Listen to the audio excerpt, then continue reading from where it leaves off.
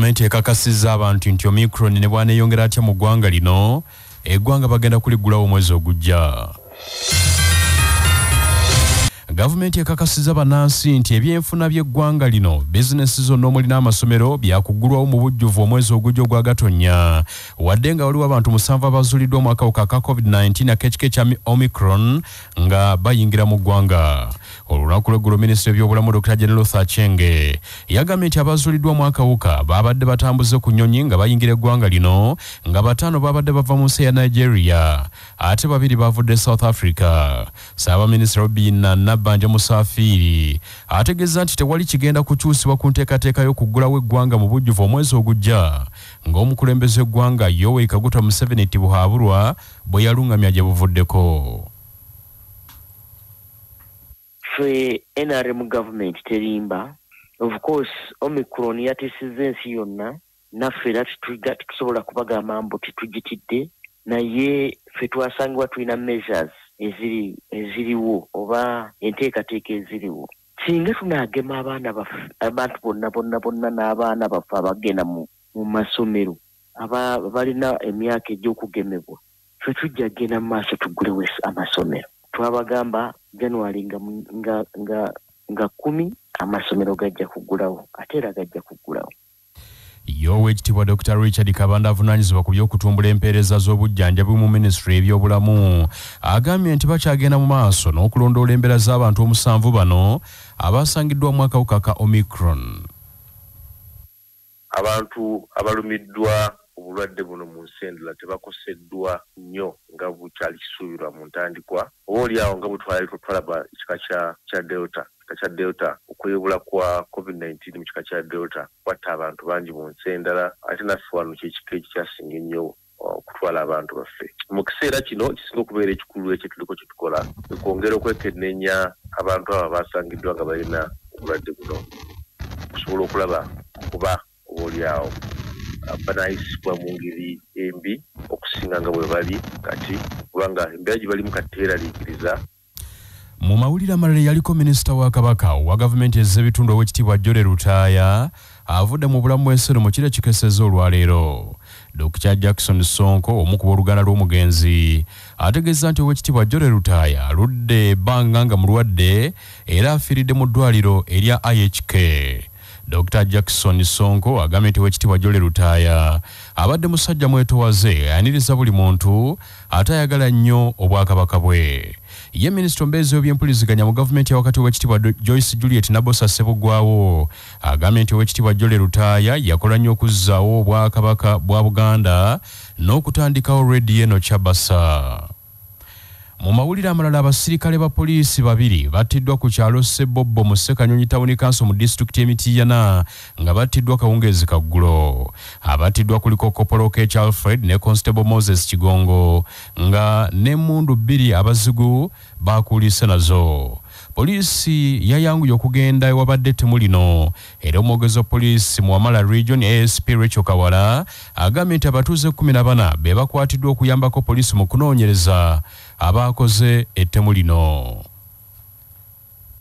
Bano abasirikale baadde bagezaako kutaasa mbeera oluvannyuma olw'okufuna ripoota ku baami 2 abazze nga beemulugunya nti waliwo abantu 2 ababbye ssente zaabwe ze babadde bajje mu bizinesi gye bakola ey'ennyaanya, nga omu ku bazze okuloopa ye Kanaanya Suleiman ow'Ennansana, ng'era abantu bano baategeezezza nti omubbi eyababbyeko ssente abatuuze bamukutte baagala mugajambula. Olwo abasirikale kwe kusitukiramu mu Bunnambiro okulaba nti bataasa embeera eno. Gwe baatuuse ku ssomero ng'erya Happy Nursery School, abantu bano ne babakyukira, babaddeko n'abantu abalala ne balumba abasirikale bano ne batema omu ku mutwe ate ne bamuggyako emmundu ne batta n'omulala. Olwo ne bakunnumba n'emmundu zino 2. Ttiimu yatuuseewo n'embwa ey'olukonzi y'olusu nebaako ku bbaala gye yakomyeko. Olwo ne tukwata abantu 15 batuyambeko mu kunoonyereza. Kamalabyonna wa Buganda munnamateeka Charles Peter Mayiga akuutidde abazadde okwagalisa abaana obulimi n'obulunzi babayingiza ennimiro mu kifo ky'okulekera emirimu gyonna abapakasi. Katikkiro bino byogeredde ku kyalo Saayi mu ggombolola y'Entenjeru mu ssaza Kyaggwe oluvannyuma lw'okulambula Fire Mixed Farm Esaayi eya Lubega Fire emu ku nnimiro ze yatuuse mu ssaza Kyaggwe mu nteekateeka ya Mwanyi Terimba. Temubaako bye mwekwasa ebizibu ojja kubisanga mu buli mulimu gw'ojja okukola. Obumalirivu kye kikulu. Njagadde nnyo kojjange ekinsanyudde abaana nga babambazza yunifoomu ey'ennimiro eno. Abaana banaayiga batya okukola emirimu nga tubaleka waka kulaba TV. Kati abaana tebasoma. Mbuuzizza kojjange ne mmange nti mulima ne bagamba naye ffe tunoga emmwanyi tino tukola n'omuddo bo bakola omuddo baba tebategedde nti balimye tukola omuddo tunoga n'emmwanyi era kojja Fire Lubega weebale nnyo weebalire ddala. Abaana bano abato bye balaba mu myaka gino tebabyerabira ne bwe banaasoma era bajja kusoma bagende Makerere bajja kuba bamanyi nti okulima kulimu omugaso. Babadde balaba nga abakungu ba Kabaka bano bonna bazze. Omulangira bamulabye, mukulu w'abataka bamulabye, baminisita babalabye. Awo nno nammwe abaana temubakyaya kulima n'akatono. Omulimu gwonna guba mu biggo okusinziira bw'ogukuttemu. Mu nteekateeka eno yemu Omulangira David Kintu Wassajja akuutidde abantu ba Kabaka banyiikire okukola okusinga okuddanga mu byekwaso. Nga bwe mmanyi Ssaabasajja alumirirwa nnyo abantu be. Teri abaagala okusinga Ssaabasajja. Ssaabasajja ayagala abantu be nga balamu nga balina ke beekoledde. Era yeno engeri emu ku Ssaabasajja gy'ayagala abantu be okuba nti balina kye beekoledde, balina ebitambuza obulamu bwabwe. Bantu balamu, bantu bakozi. Nazi kuno Buganda yazimbibwa abantu balamu ate nga bakozi. Kati guno gwemu yengeri yemu eyinza okutuzza waawe twagalira ddala okuzza tutumu lya Buganda ng'abantu baffe balina kye beekoledde. Ebyokwekwasa bingi nnyo ennaku zino naye enseeka bannange nazzi kuno nga Buganda erimu Baganda bokka. Naye kati tufunye amawanga mangi nnyo, baabo ba China, baabo bayindi, baabo bannaffe kuva mu mawanga amalala mu bitundu bya Uganda. Ensi weetuuse ya kuvuganya. Liizi Lusesa nga Essenkulu wa Uganda Coffee Development Authority mu Buganda wano ategeezezza nti mu kaseera kano essira balitadde ku kubangula abalimi ku by'omutindo. Abalimi abalina ennimiro zaabwe basamba zaabwe, abasuubuzi abasuubula emmwanyi zino, abasunsuzi abaze exporting oba zifulumya mu Uganda, abasiika kaawa, mwenna tukwatira wamu era omulimu guno tugukwasaganya wamu nammwe. Tusaba buli omu akole kyateekeddwa okukola ku buli node ey'akajegerako ke tuyita value chain. Buli omu alina obuvunaanyizibwa okulaba ng'akuuma omutindo ogw'emmwanyi. Olwo nga UCD tulyoke tusobole okutuuka ku target eyo eya miliyoni 2 ez'ensawo nga buli nsawo ya kilo 6 mu mwaka 2025. Era tulina ebintu ebirala bye tutaddewo. Tulinako be tuyita ba model farmers oba lead farmers abalimi abalala ko basobola okuyigira. Katikkiro Mayiga mu ssaza Kyaggwe eno yagaddewo enteekateeka ya Mwanyi Terimba 2021 ekitundu bba. Nga tukyakungubagira Oweekitiibwa Jole Lutaaya yali minisita wa gavumenti ez'ebitundu mu Bwakabaka buno era omu ku batandisi ba radio eno Chabasa. Dr. Jackson Sonko ayogedde ku mugenzi ono nti abadde mwetowaze ebitagambika. Abadde ayimproving okusinziira ku mbeera ezibadde ziriwo kubanga tubadde tuli mu Kampala Hospital, tubadde ku Medpal n'amalwaliro amalala. Naye treatment yonna abadde respondinga bulungi. Kiranga n'awaka akomyewo naye olunaku lwajjo ssaawa zaaddenga 8 n'afunamu omutima ne gufunamu okwengeri okwekanga. N'afunamu embeera efaanana bwetyo ku mutima, then ne tumuddusa ku IHK hospital. Twamuddusizaayo, abasawo ne bakola kyonna ne ekisoboka n'atwalibwa mu ICU. N'abeera nga bamukolako nga mumanyi ebintu byonna bwe bibeera eby'omu ICU. Naye zibadde ziwera ssaawa wakati era era wakati w'omunana n'omwenda nasso omukago gw'enkomerero naye enteekateeka nga obudde bwakakya enteekateeka tubadde tutunuulidde nti ebyokuziika tusuubira nti tugenda okumuziika ku lunaku olw'ebbalaza naye tujja bikonfaminga puroguramu obudde nga bwakakya kubanga tutunuulidde tukyalina bannaffe abali mu Amerika abali e UK abalina okutwegattako abalina okubeerawo abaana balina okujja okuziika so ne tutunuulira nti ku lunaku olw'ebbalaza bwe tubadde tukyatunuulidde okuba nti tusuubira okuziika olunaku olwo obwekitiibwa obulamu bwe ku nsi kuno abweyagaliddemu kubanga Mukama amukkiriza yamusaba n'afuuka omusajja omukozi bw'afuuka omusajja omukozi Mukama n'amuyamba n'amuwa ebyo ebyetaagibwa naye mu bintu byonna ekyobugagga kyabadde asinga okubeera nakyo oba kyenyumirizaamu kwe kuweereza baffe Ssaabasajja Kabaka Oweekitiibwa Joel Lutaya ng'omutwalako n'emmoloka n'omugamba atambuza ebigere naye nga toyogedde ku Ssaabasajja Kabaka ekintu kya Ssaabasajja Kabaka kimuyambye nnyo nga ne bw'aba anyiize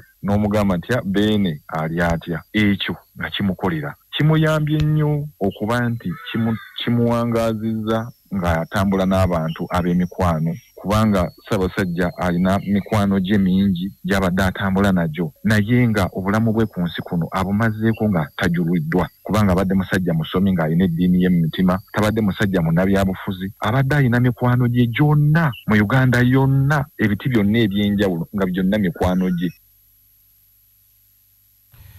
Mu mawulire ag'ebyemizannyo nga tunaba kugenda mawulire ga byamizannyo abalwadde bannalubiri balajanidde gavumenti ebanyonyolerwa ki baboolebwa mu bifo bagenda okubagemera ekirwadde COVID-19 nga banja balina sikosel abasawo baganya okubagema COVID. Omusasi waffe Farida Bongole yalina ebisingawo.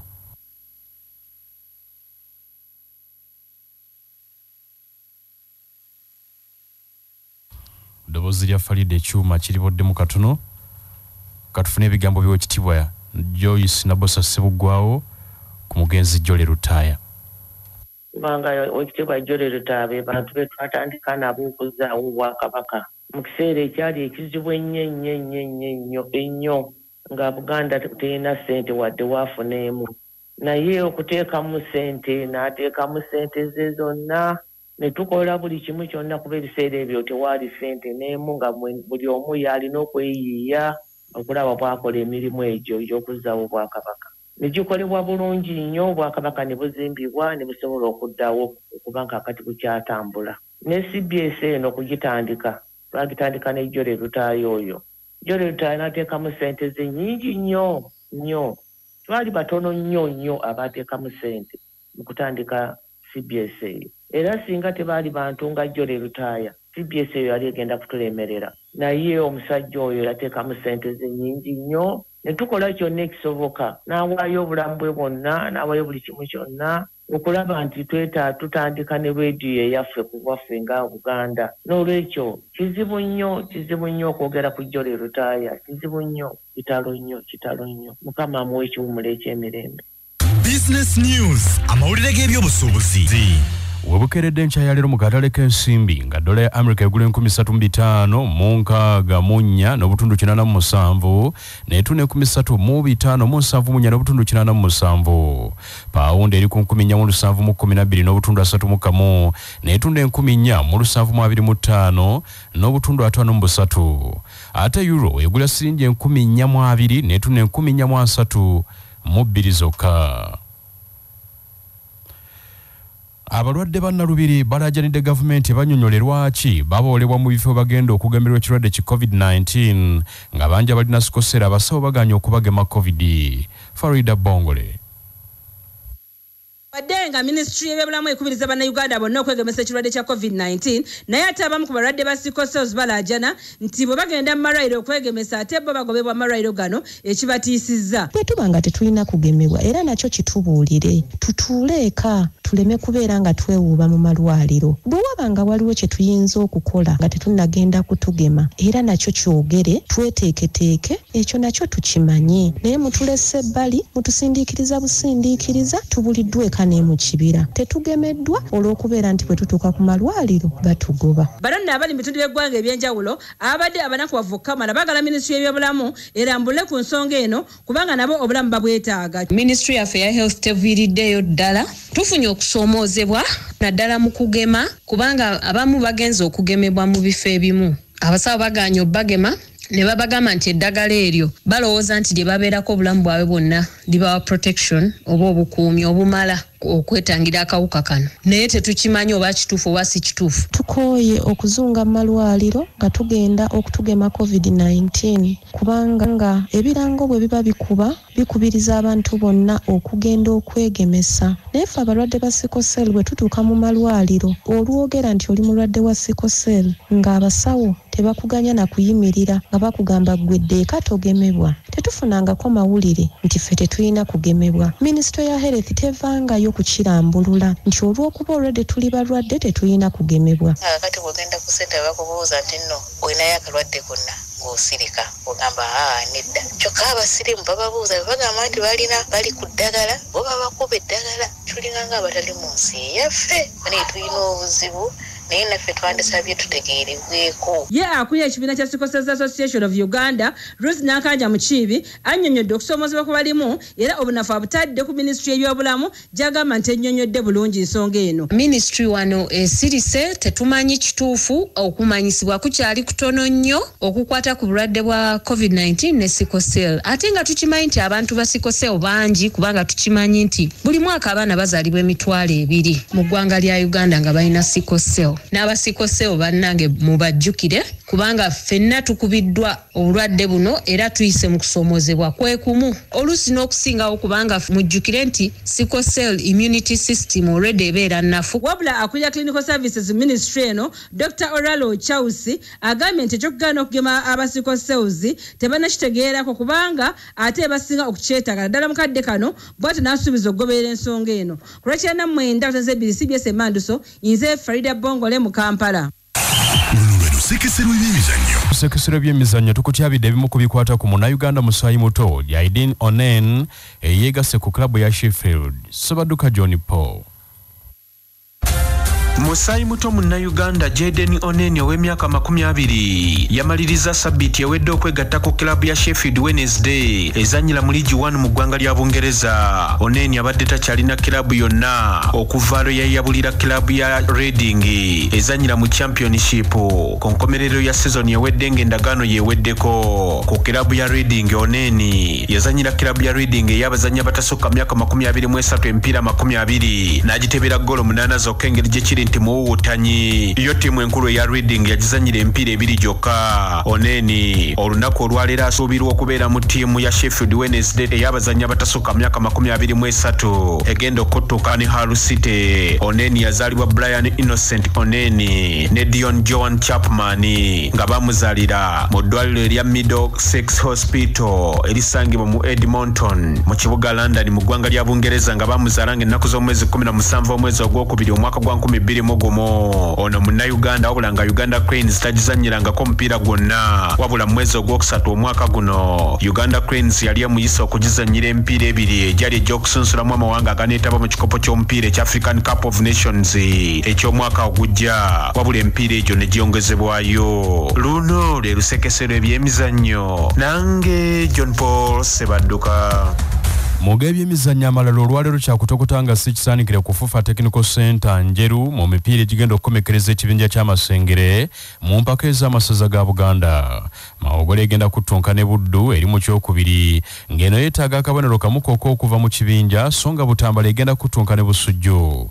Butambala yeetaaga kugoba mupiira guno ne ggoolo 5 lyokka eyitewo okwesoga omutendera ogwa quarter finals.